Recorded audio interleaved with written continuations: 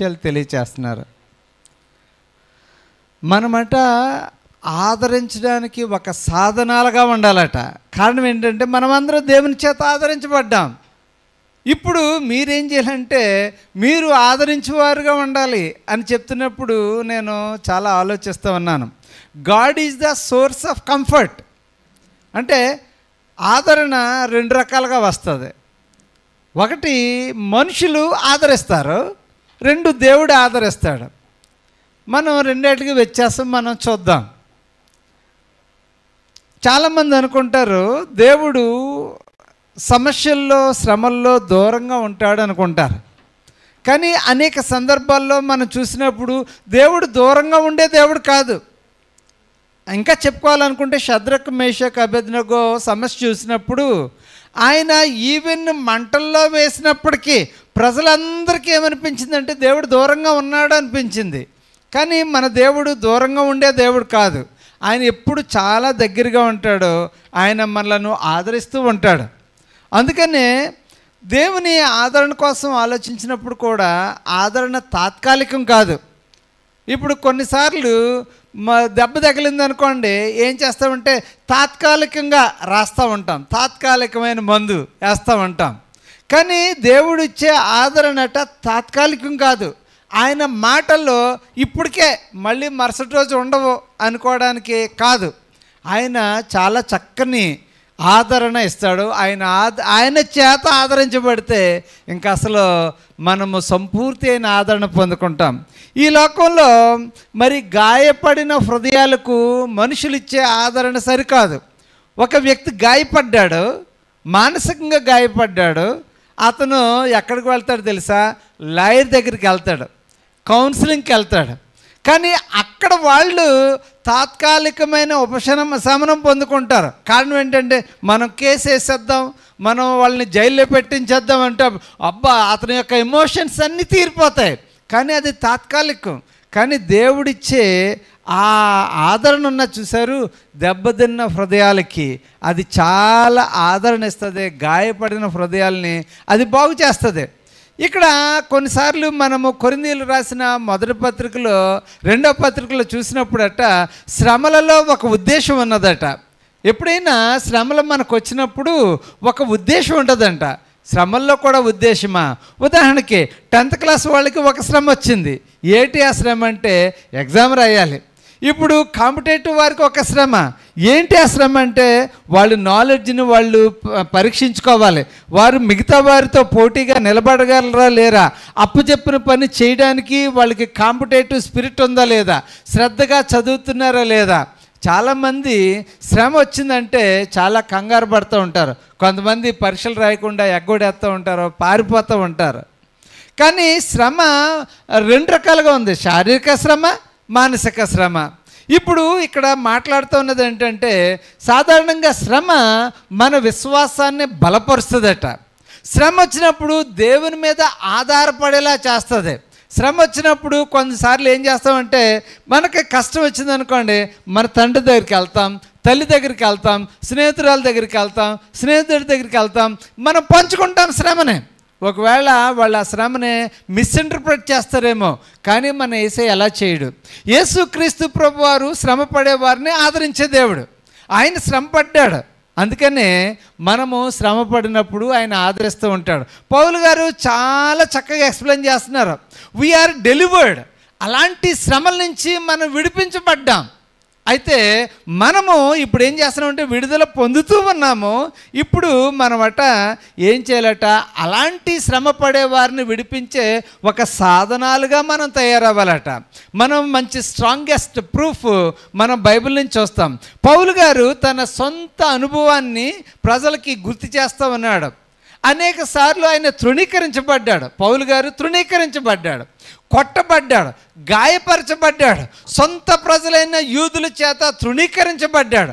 అతన్ని ప్రోత్సహించలేదు, అనేక సార్లు నిర్లక్ష్యం చేశారు.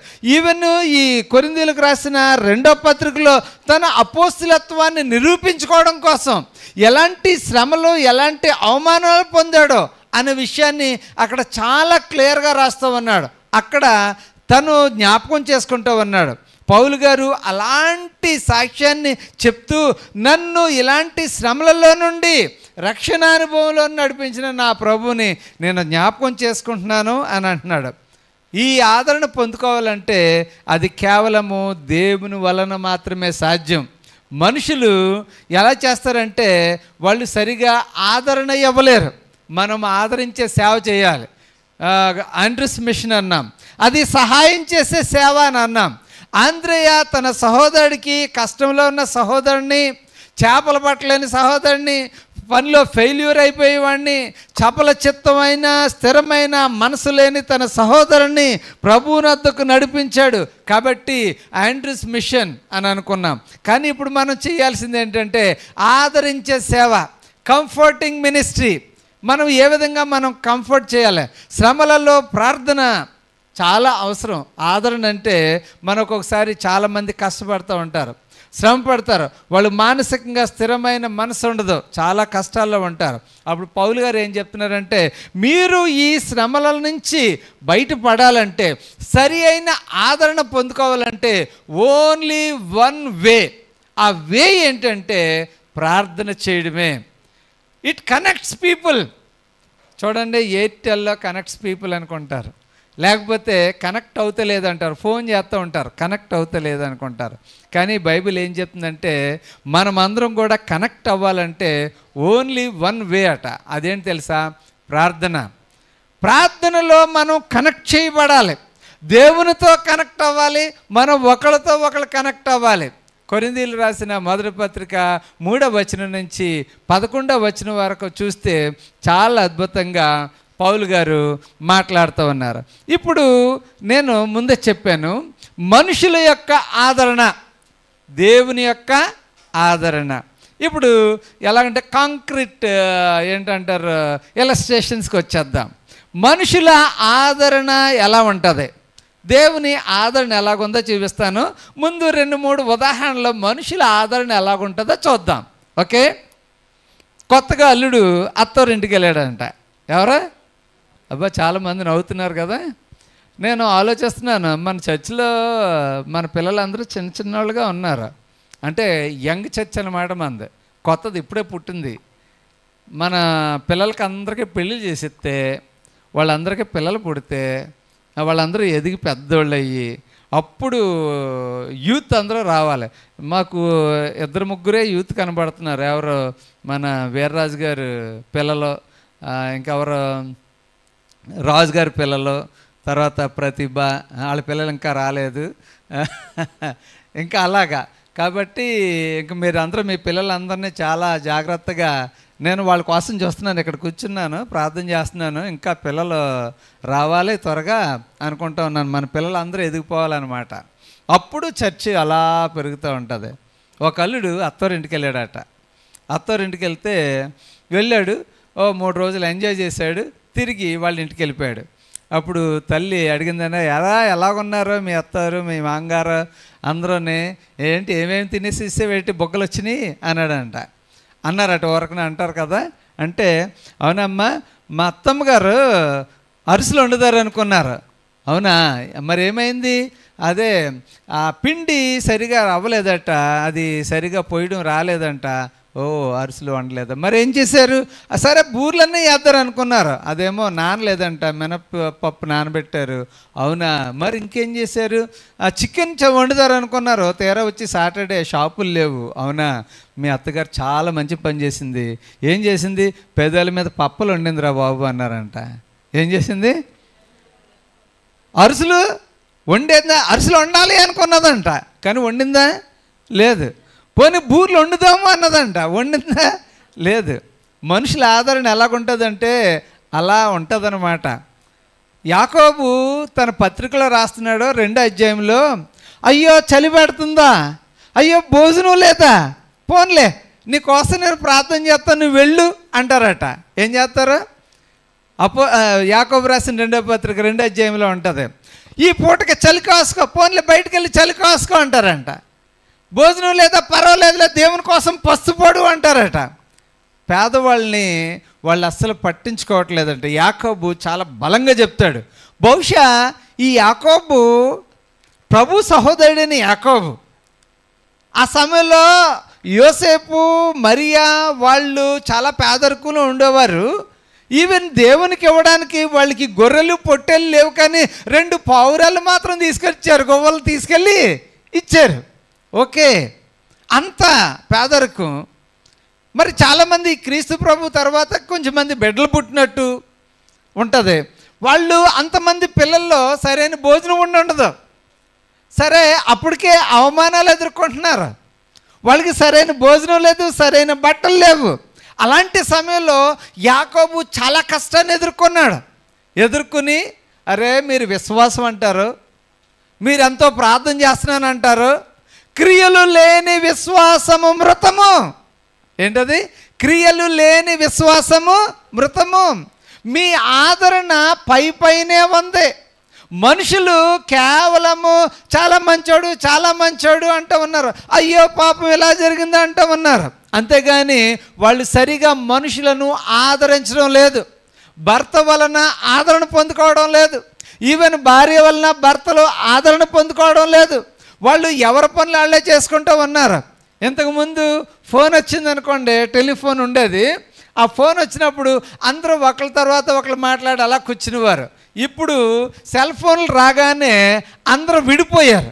సెల్ ఫోన్ వచ్చినప్పుడు ఏమైంది? విడిపోయారు. ఎవరో దగ్గరికి వచ్చి కలిసి కూర్చుని మాట్లాడడం లేదు. ఎవరి ఫోన్లో వాళ్ళే మాట్లాడతారు.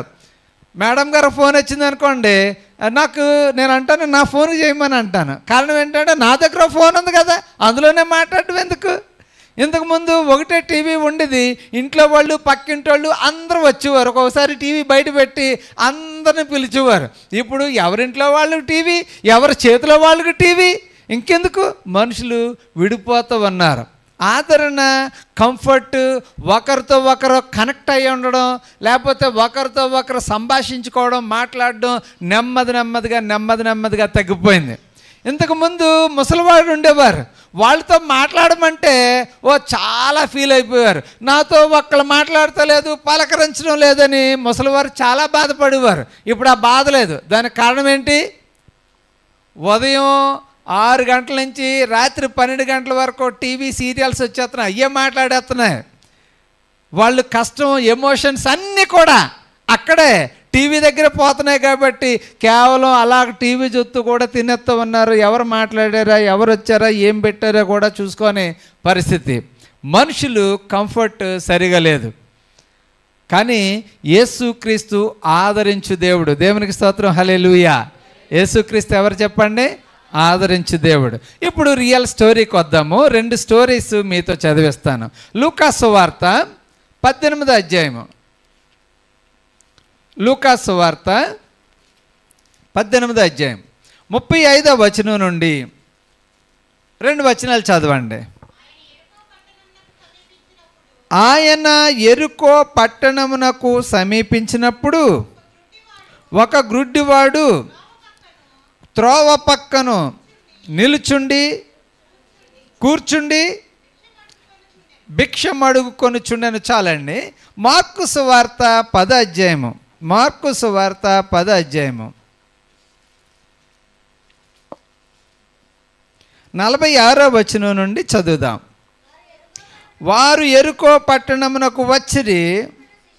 ఆయన తన శిష్యులతోనూ బహుజన సమూహముతోనూ యెరికో నుండి బయలుదేరి వచ్చుచుండగా తీమయి కుమారుడగు బర్తిమయ్యను గ్రుడ్డి భిక్షకుడు త్రోవ ప్రక్కన కూర్చుండెను. దేవునికి స్తోత్రం, హల్లెలూయా.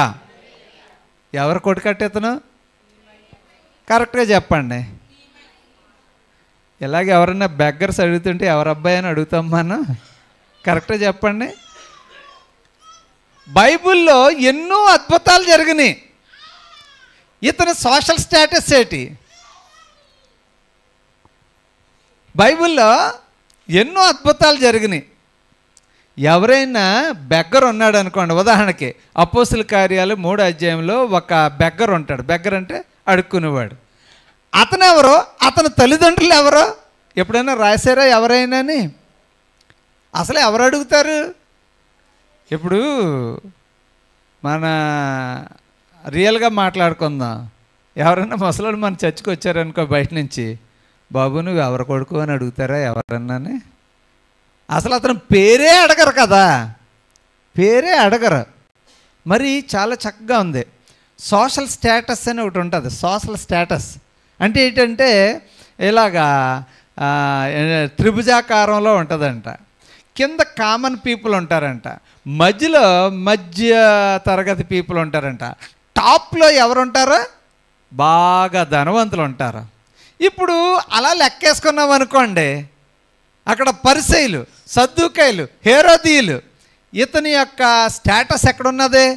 బెగ్గర్ స్టేటస్ ఎక్కడుంది? అడుక్కునేవాడి స్టేటస్ చాలా కిందకు ఉంది, చాలా లో. అతన్ని అసలు ఎవరు పట్టించుకోరు. ఎంత పట్టించుకోరంటే మనం అది చదువుదాం చూడండి. 46వ వచనం. తీమయి కుమారుడగు బర్తిమేయును గుడ్డి భిక్షకుడు త్రోవ పక్కన కూర్చుండెను.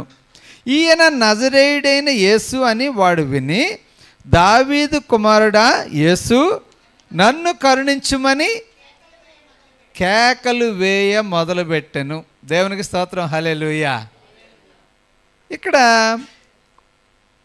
గుడ్డివాడు కేకలు వేయడానికి మొదలుపెట్టాడు. అప్పుడు ప్రజలు ఏమంటున్నారు చెప్పండి, కరెక్ట్గా చెప్పండి.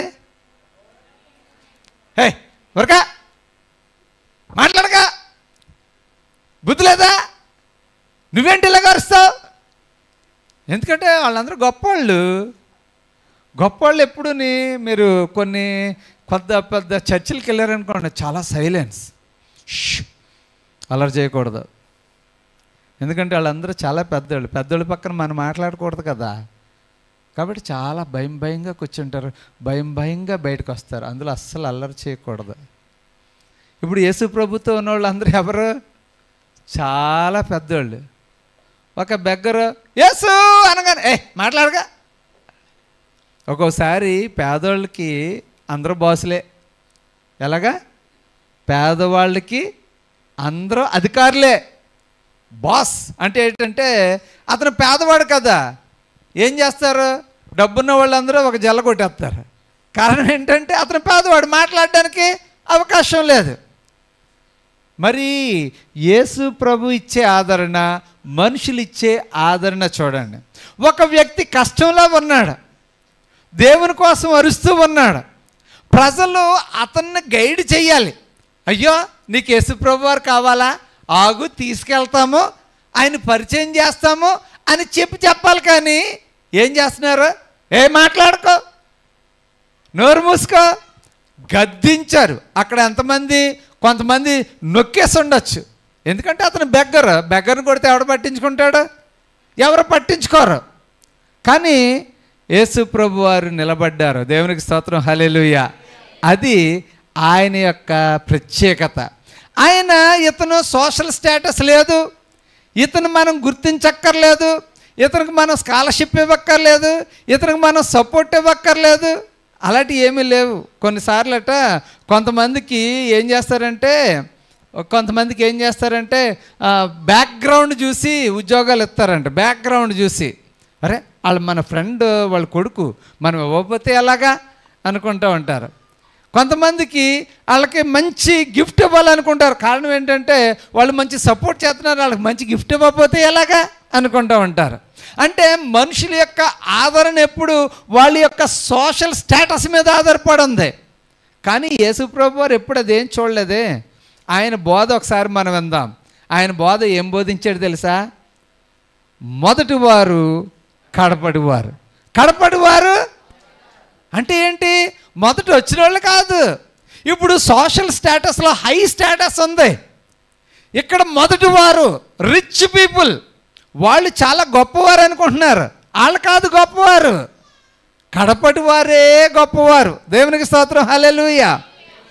ఆయన వచ్చినప్పుడు కూడానే ఏం రాశారు తెలుసా? బాప్తిస్మిచ్చి యోహాను ఏమన్నాడు తెలుసా? ప్రతి ఎత్తు పల్లము చేయబడవలను, ప్రతి పల్లము ఎత్తు చేయబడవలను. ఈ పల్లము ఇలా ఎత్తైనప్పుడు, ఈ ఎత్తు ఇలా తగ్గినప్పుడు రెండు కూడా సమానం అవుతుంది. దేవునికి స్తోత్రం, హల్లెలూయా. ఆయన సమానత్వాన్ని బోధించాడు.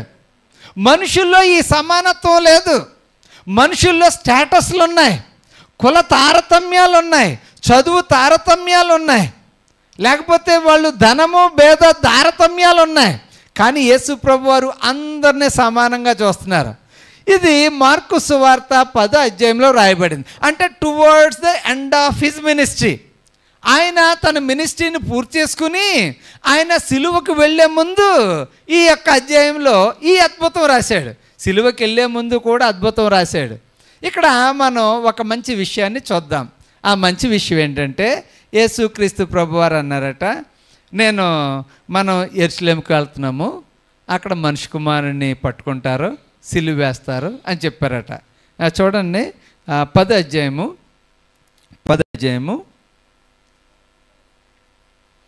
33వ వచనం చూడండి. ఇదిగో మనము యెరూషలేమునకు వెళ్ళుచున్నాము, మనిషి కుమారుడు ప్రధాన యాజకులకును శాస్త్రులకును అప్పగింపబడును,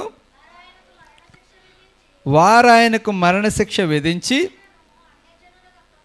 ఓకే, ఇది రెండవది అనుకుందాం. మొదటిది ఎక్కడున్నదో చూడండి. మొదటిది 9వ అధ్యాయము 31వ వచనం ఒకసారి ఎవరైనా చదవండి. యాలి అనగా ఆయన తన శిష్యులకు బోధించుచు, మనుష్య కుమారుడు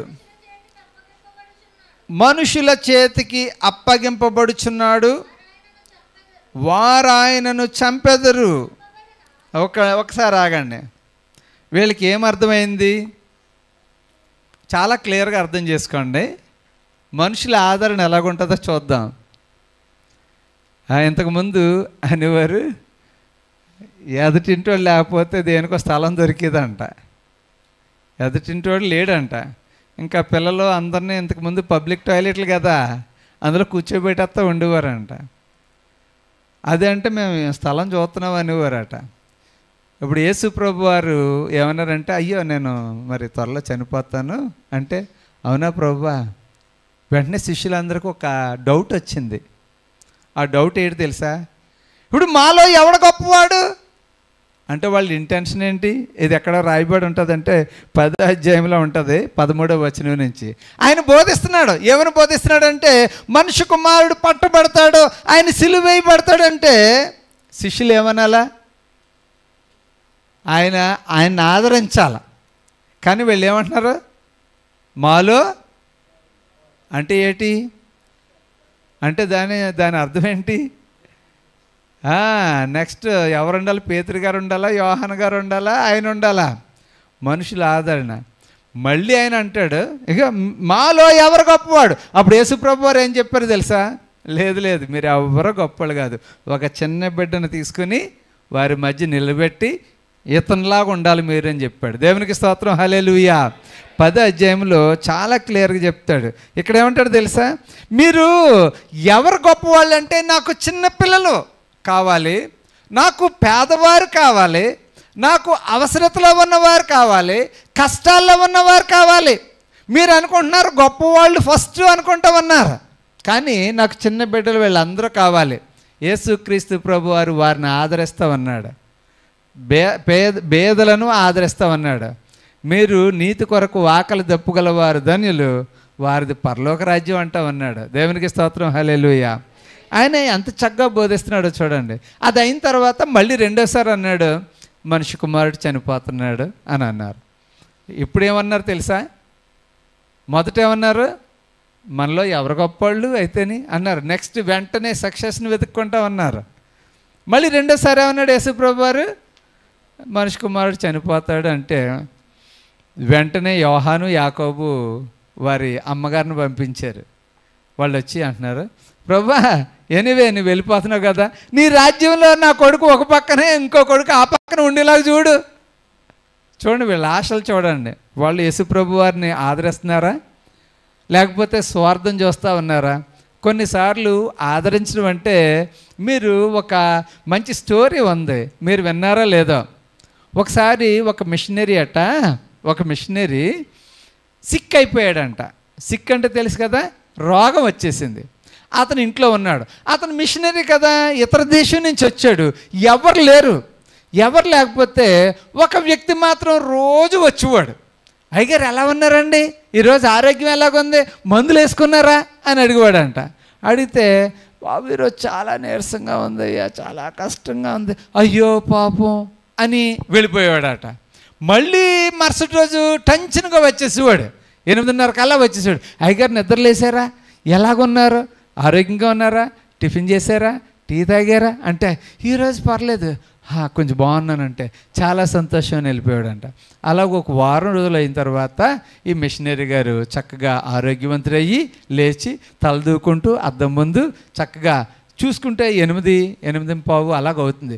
ఈరోజు నా శ్రేయోభిలాష్ వస్తాడో, ఎంత మంచివాడు, నా కోసం ఎంత ప్రతిరోజు సమయం తీసుకుని వస్తున్నాడు, నన్ను చక్కగా మాటల చేత ఆదరిస్తున్నాడో, చాలా మంచివాడు అనుకున్నాడంట. ఆ రోజు వచ్చాడు. ఉదయాన్నే రాగానే మిషనరీ గారు చక్కగా తలుపు తీశారు. 2 సార్ అన్నాడు, సోఫాలో కూర్చోబెట్టాడు. మీరు చాలా శ్రద్ధ తీసుకుని నా కష్టాల్లో ఇబ్బందుల్లో నేను ఎలాగున్నాను అని పరామర్శించడానికి మీరు చాలా చక్కగా వచ్చారు, నేను చాలా సంతోషిస్తున్నాను. మీరు వచ్చిన ప్రతిసారి వచ్చి మాట్లాడి వెళ్ళిపోయేవారు, మీరు ఏం చేస్తారు ఏమి అడగలేదు, ఇంతకీ మీరు ఏం చేస్తారు సార్, మీ పని ఏంటి సార్ అంటే అతను అన్నాడంట, నేను సమాధి పెట్టెలు చేస్తానండి అని అన్నాడంట.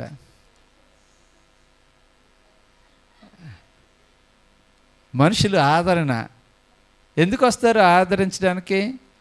మనుషులు చాలా వాళ్ళ మోటివ్స్ చాలా డిఫరెంట్గా ఉంటూ ఉంటాయి. యేసుక్రీస్తు ప్రభువారు ఏం చేస్తున్నారు తెలుసా, ఆయన నిజమైన ఆదరణ ఇచ్చు దేవుడు. దేవునికి స్తోత్రం, హల్లెలూయా. ఆయన నిజమైన ఆదరణ ఇచ్చు దేవుడు. ఇప్పుడు ఏం జరిగిందంటే శిష్యులతో నేను చనిపోతానయ్యా, మనిషి కుమారుడు పట్టబడతాడంటే ఒకసారి అంటారు, అయితే మాలో ఎవరు గొప్పవారు అంటారు. మళ్ళీ రెండోసారి నేను చనిపోతానయ్యా అంటే నీ పరలోక రాజ్యంలో అటొకళ్ళు ఇటొకళ్ళు నిలబడతామో, మాకు సీట్లు ఇవ్వండి అడుగుతామన్నారు. ఇలాగా చదువుకుంటూ వస్తే మళ్ళీ ఏం చెప్తున్నారు తెలుసా, మనం చదువుకుంటూ వస్తే 41, 42, 43 వచనంలో ఏం చెప్తున్నాడు తెలుసా, మీలో ఎవడైనాను గొప్పవాడై ఉండగోరని ఎడల వాడు మీకు పరిచారము చేయువాడై ఉండవలెను. మీలో ఎవడైనాను ప్రముఖుడై ఉండగోరిని ఎడల వాడు అందరికీ దాసుడై ఉండవలెను. దేవునికి స్తోత్రం, హల్లెలూయా. ఆయన ఏం మాట్లాడుతున్నాడు తెలుసా, చాలా చక్కగా దేవుని యొక్క శిష్యులు ఎలా ఉండాలి అనేది మాట్లాడుతూ ఉన్నాడు. దేవుని శిష్యులు ఎలాగా పరిచర్య చేయాలి, పెద్దవాళ్ళు ఎలాగ ఉండాలి, చిన్నవాళ్ళు ఎలాగ ఉండాలి, ఇవన్నీ మాట్లాడుతున్నాడు. గొప్పవాళ్ళు పరిచర్య చేయాలి అని చెప్తూ ఉన్నారు. అందుకనే మొదటివారు కడపటివారు అని చెప్పినప్పటికీ ప్రజలందరూ అర్థం చేసుకోలేకపోయారు. అప్ సైడ్ డౌన్ అయిపోయింది, వాళ్ళ ఆలోచనలన్నీ తారుమారు అయిపోయినాయి. వీళ్ళకి స్పిరిచువల్ ఇన్సైట్ కనబడతలేదు. యేసు ప్రభు వారు బోధించే బోధ వారికి అర్థమవుతలేదు. ఎలా తెలుసా, మనం దీని విషయాన్ని ఒకసారి మనం చూద్దాము. ఎలా అంటే మార్కు సువార్త 10వ అధ్యాయము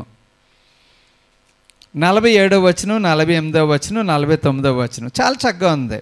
యేసునట, ఈయన నజరేయుడైన యేసు అని వాడు విని, దావీదు కుమారుడా యేసు నన్ను కరుణించుమని కేకలు వేయ మొదలుపెట్టను, ఊరకుండుమని అనేకులు వారిని గద్దించిరి. దేవుని స్తోత్రం, హల్లెలూయా. ప్రజలు అదే చెప్తున్నాను, is a beggar, social status లేదు. అతని అరుపులు ఏం చేస్తున్నారో ప్రజలు నొక్కేస్తామన్నారు. ఎవరు కూడా ఓహో పాపం అరుతున్నాడు అమ్మ అని తీసుకుని ఎవరు భుజాల మీద ఎక్కించుకోరు అతన్నే. కానీ మన కష్టాల్లో మన అరుపులు వినేవాడు మన దేవుడు మాత్రమే. దేవునికి స్తోత్రం, హల్లెలూయా. ఇక్కడ ఒక 100 మంది ఉన్నారనుకోండి, ఆ చివరుండే ఆయనకి మన స్వరం వినబడుతుందా? ఎవరైనా ఒక నాయకుడు వచ్చాడు, ఊరోళ్ళు అందరూ జైజేలు కొడుతూ ఉంటే వేరొక అతను బాబు నా మాట వినండి, కొంచెం నాకు అవసరతలో ఉన్నాను, నాకు ఇల్లు కావాలని అరుస్తున్నాడు అనుకోండి, ఆ మాట అక్కడికి వినిపిస్తుందా? వినిపించదు. కారణం ఏంటంటే ఈ అల్లరిలో ఎవరికి వినిపిస్తుంది? కానీ యేసు ప్రభువారు అవసరతలో ఉండేవాడి స్వరం వినడానికి ఆయన చెవులు ఎప్పుడు సిద్ధంగా ఉన్నాయి. దేవునికి స్తోత్రం, హల్లెలూయా, హల్లెలూయా. సంఘంలో అనేక మంది ఉంటే నడుము వంగిపోయిన స్త్రీని మాత్రమే చూశాడు ఆయన. అందరినీ చూడొచ్చు కదా. చాలాసార్లు మన చూపు డ్రెస్ బాగున్న వారి మీద పడుతుంది, అలంకారం బాగా ఉన్నవారి మీద పడుతుంది, నగలు బాగా వేసుకున్న వారి మీద పడుతుంది, లేకపోతే చీరలో తళుక్కుమని మెరిసేవారి మీద పడుతుంది. కానీ యేసు ప్రభు వారి చూపు కష్టాల్లో ఉండే వారి మీద పడుతుంది, నడుము వంగిపోయిన వారి మీద పడుతుంది, ఎవరైతే అవసరతలో ఉన్నారో వారి మీద పడుతూ ఉంది. ఇప్పుడు యేసు ప్రభు వారి చెవులు ఎవరి వైపు ఉన్నాయి?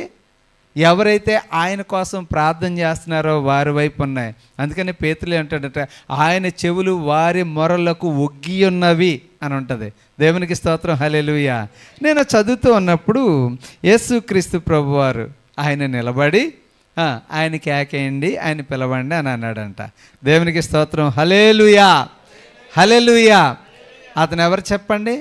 బెగ్గర్, పేదవాడు, ముష్టివాడు, పేదవాడు, గుర్తింపు లేనివాడు, మురికివాడు, తృణీకరించబడినవాడు, అంటరానివాడు, అన్ని యాడ్జెక్టివ్స్ పెట్టండి.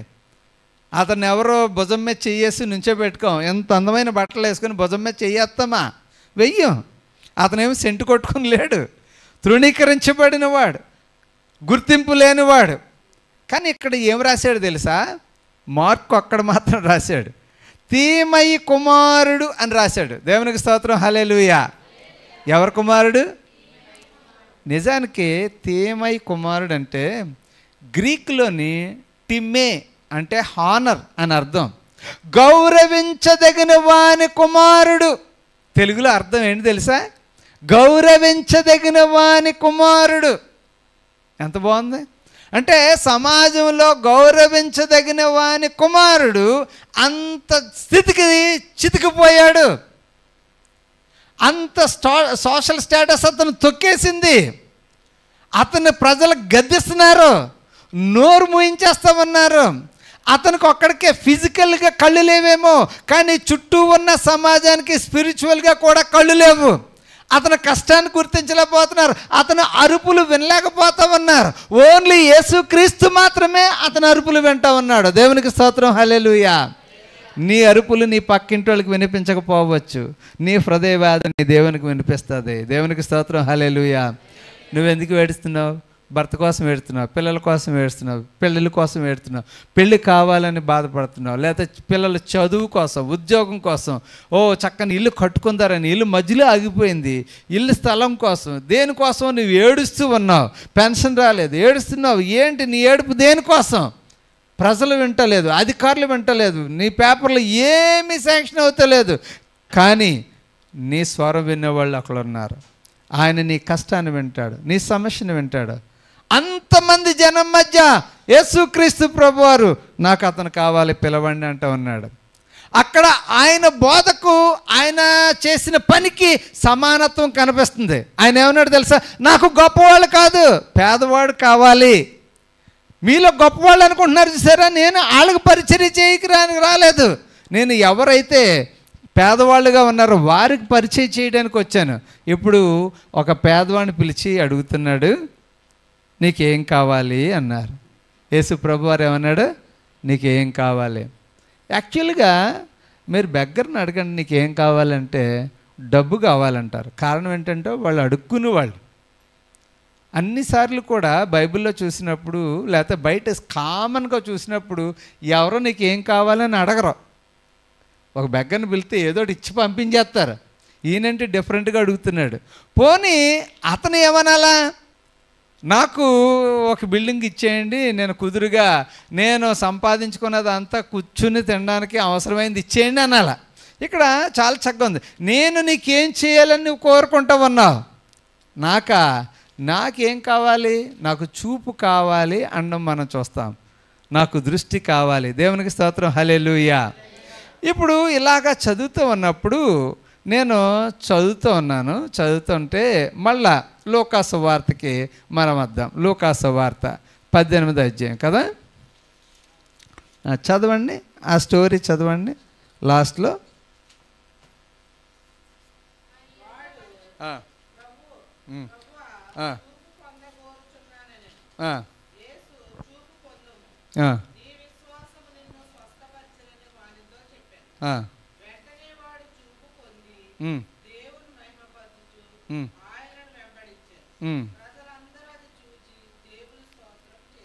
దేవునికి స్తోత్రం, హల్లెలూయా.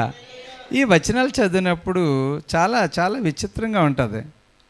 ఇంకా చెప్పాలనుకుంటే ఒకసారి మత్తయి సువార్తలు అనుకుంటాను, ఏముంటుంది తెలుసా, ఆయన చూపు పొందాడట. ప్రభువా, నాకు చెట్లు ఏయో ఎలాగ ఉన్నాయి, మనుషులు కూడా అలా ఉన్నారేటి అని ఒక చోట ఉంటుంది. నేను రెఫరెన్స్ రాయడం మర్చిపోయాను. చెట్లు కదులుతున్నాయి ఏటి, అవునా? ఒకసారి అదే మత్తయి సువార్తల సేమ్ స్టోరీ ఉంటుంది. మీకు మరొకసారి నేను ఎప్పుడైనా చూపిస్తాను.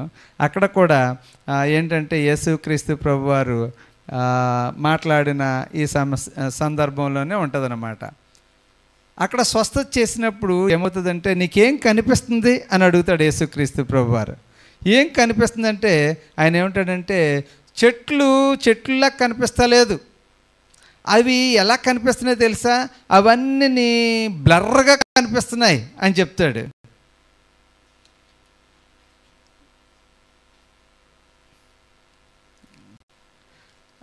నేను అది రాయడం మర్చిపోయాను.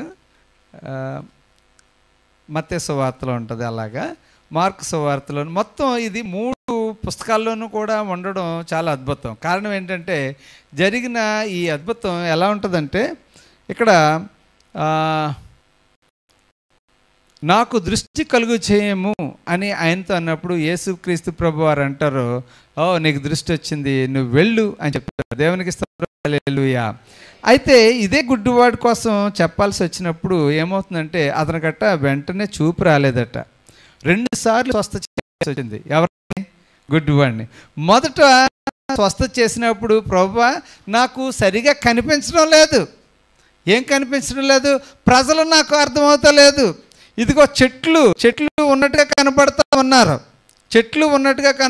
ఉన్నారు, నాకు ఏవేవో డిఫరెంట్గా కనిపిస్తూ ఉన్నాయి అని చెప్తా ఉన్నప్పుడు మళ్ళీ యేసుక్రీస్తు ప్రభువారు అతన్ని స్వస్థత చేయడం మొదలు పెడతారు. ఇక్కడ 2 అని ఉంటుంది. మత్తయి సువార్త 20 అధ్యాయము 29 నుంచి 31 వచ్చిన వరకు చూసినప్పుడు,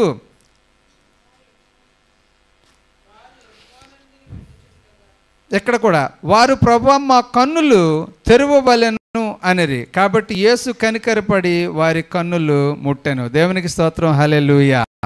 ఇక్కడ చూసినప్పుడు 2 ముట్టవలసిన అవసరం ఏర్పడింది. 1 బహిరంగ చూపు, 2 అండర్స్టాండింగ్.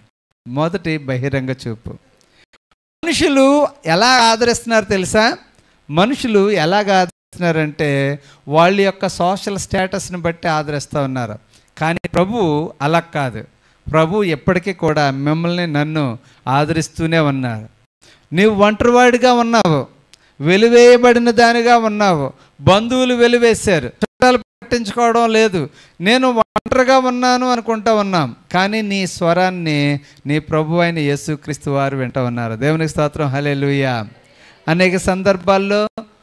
అనేక సందర్భాల్లో మనము కూడా ఇలాగే ఉంటాం. అందుకని పౌలు గారు ఆ విషయాన్ని, దేవుడు చేసిన ఆదరణను జ్ఞాపకం చేసుకుని, మన ప్రభు మనలను ఎట్టి ఆదరణతో మనలను ఆదరించెను, అట్టి ఆదరణ కలిగిన వారమై we also should become an instrument of comforter. అంటే మనము we should become an instrument of comfort. మనము ఆదరించడానికి మనం ఒక సాధనాలుగా ఉండాలి అని చెప్పి పౌలు గారు చక్కగా తెలియజేస్తూ ఉన్నారు. చూడండి, కొరింథీయులకు రాసిన 2వ పత్రిక